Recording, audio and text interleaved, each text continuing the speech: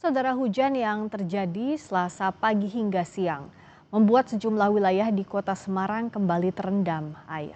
Ketinggian air mencapai 60 cm hingga 1 meter. Banjir sempat surut Senin kemarin, namun hujan deras sejak tadi pagi membuat wilayah itu kembali terendam banjir. Kondisi diperparah dengan rusaknya pompa untuk menyedot air. Warga berharap pompa permanen di lingkungan setempat bisa segera diperbaiki agar air segera surut. Warga juga butuh bantuan logistik dan obat-obatan.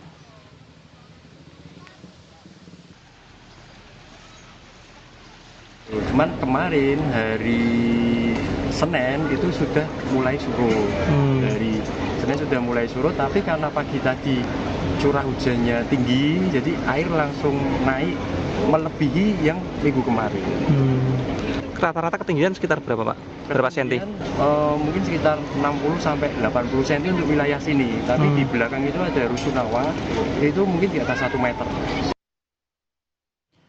Dan untuk mengetahui penanganan banjir di jalur Pantura Kaligawe, Semarang, Jawa Tengah, saat ini kita sudah terhubung langsung dengan Gubernur Jawa Tengah, Ahmad Lutfi, melalui sambungan virtual.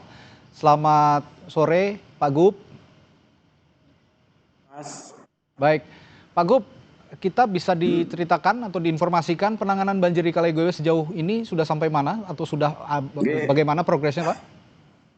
Baik, terima kasih pemirsa untuk Kompas TV. Ada beberapa hal yang perlu saya sampaikan. Memang dengan intensitas curah hujan yang sedang maupun tinggi di wilayah Jawa Tengah sejak terhitung tanggal 22 kemarin, menjadi di 35 kabupaten terjadi ada genangan air. Cuman hari ini mulai surut, tinggal 2 daerah yang menjadi prioritas kita, yaitu wilayah Kaligawe dan wilayah Sayung atau di Politron. Untuk wilayah Kaligawe, kami luruskan pompa yang seharusnya beroperasional memang tidak rusak, tetapi diganti dari mulai solar menjadi listrik. Jadi kita sudah operasionalkan 30 pompa yang kapasitasnya 30.000 liter per detik. Artinya kita mampu. Dan khusus untuk Kaligawe, kita sudah menyiapkan kolam retensi Terboyo yang kapasitasnya adalah 6, juta meter kubik yang hari ini kita fungsionalkan.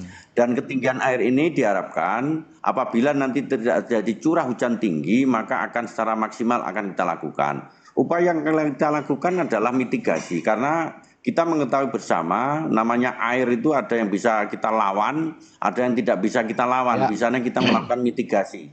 Maka langkah-langkah yang kita lakukan adalah yang pertama, kita siapkan seluruh BPBD kita 1 kali 24 jam, memastikan masyarakat kita yang terdampak betul-betul terlayani oleh hadirnya negara. Oleh karena itu, seluruh OPD di tempat kita akan kita terjunkan, baik itu lewat provinsi maupun kabupaten kota yang terdampak.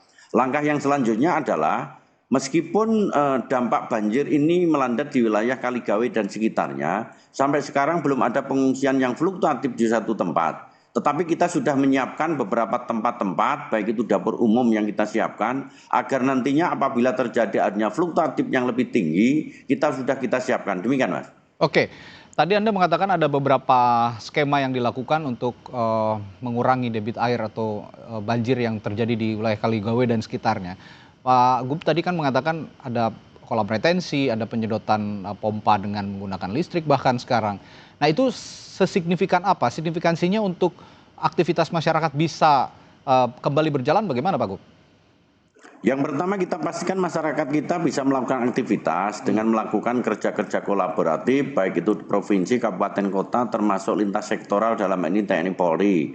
Contoh misalkan apabila terjadi gerangan Kaligawe, maka jalur-jalur alternatif lewat rekayasa lalu lintas harus segera kita siapkan sehingga tidak terjadi undesirable spot maupun black spot bagi masyarakat, barang maupun orang di wilayah kita.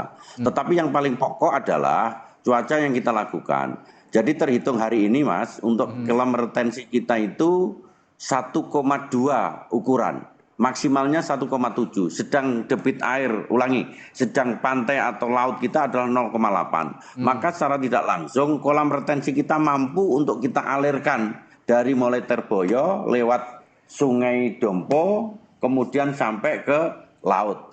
Artinya kalau curah hujan kita tidak tinggi, sebenarnya mitigasi ini kita bisa lakukan. Tetapi yang kita perlu prioritaskan adalah bahwa masyarakat-masyarakat yang terdampak khususnya banjir di wilayah kita ini sampai sekarang masih belum ada gerakan untuk di suatu tempat. Artinya pengungsian-pengungsian belum terjadi untuk wilayah Kaligawe dan sekitarnya. Baik. Maka harapan saya himbau kepada masyarakat agar apabila terjadi fluktuatif tinggi segera merapatkan ke BPBD setempat. Artinya di Kota Madya Semarang sudah menyiapkan, provinsi sudah menyiapkan agar nantinya tidak terjadi adanya bencana yang lebih parah. Demikian, Mas. Oke, saya mendapatkan informasi juga sebenarnya Kaligawe ini kan sudah berulang kali terjadi banjir begitu ya, apalagi jika memang ada ditambah memang ada banjirop gitu di daerah-daerah itu.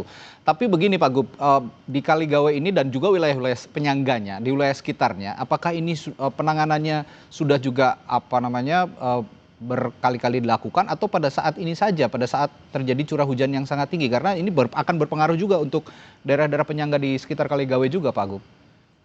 Memang jalan keluarnya untuk wilayah Kaligawe sampai ke Sayung Demak ini adalah jangka panjangnya Giant Seawall, Mas. Oke. Jadi Giant Seawall ini kita perlukan agar tidak adanya baliknya rob ke wilayah daratan, agar air sungai khususnya Sri Wulan, ulangi, Sungai Dompo Sayung dan Sungai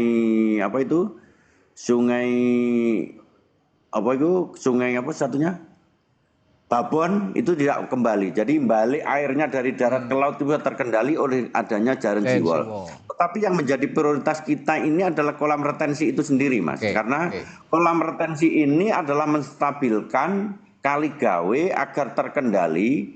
Jadi di 30 pompa itu bisa kita sedot, kita masukkan debit air 6,7 meter kubik mampu. Artinya kolam retensi ini mampu untuk mengendalikan itu. Sehingga secara tidak langsung apabila terjadi ada fluktuatif yang tinggi, maka kolam retensi ini sebagai balancing agar tidak terjadi banjir yang berulang di wilayah Kaligawe. Itu yang pertama. Kemudian yang kedua, kita juga akan melakukan koordinasi dengan BWS pusat, dalam ini Kementerian PU, agar pendangkalan di wilayah sungai-sungai yang saya sebutkan tadi segera dilakukan. Sehingga secara tidak langsung akan mereduksi agar tidak terjadi genangan terulang kembali. Demikian, Mas. Oke, tadi kalau kata Pak Gub ditegaskan kolam retensi jadi solusi sementara dan juga bisa berpengaruh terhadap waktu-waktu berikutnya. Ditambah untuk jangka panjangnya yang lebih holistik lagi adalah Giant Seawall. Saya ingin tanyakan juga tapi untuk Giant Seawall ini Pak Gub, targetnya akan selesai kapan ini? Jadi Giant Seawall ini fungsionalnya pertengahan 2026. Jadi Giant Seawall itu panjangnya adalah 10 km.